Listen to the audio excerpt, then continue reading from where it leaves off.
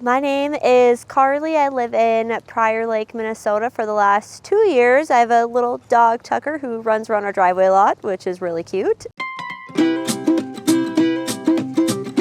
So our driveway was in a little rough condition. There was a big lip from the driveway to the garage floor, which, made a big bump every time you would drive in the driveway.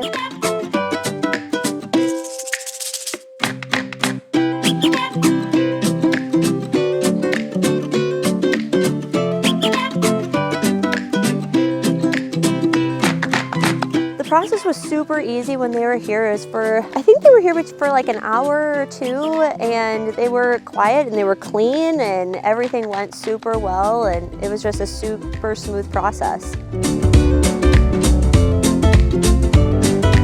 And I was really surprised at how fast I could use a driveway after. Like later that afternoon, I was able to drive in, park my car in the garage. It was super easy. I thought it would have been a lot longer, but it was very simple and super fast. The apron looks so great. Like there's no cutouts. It's just all smoothed out and it looks really nice.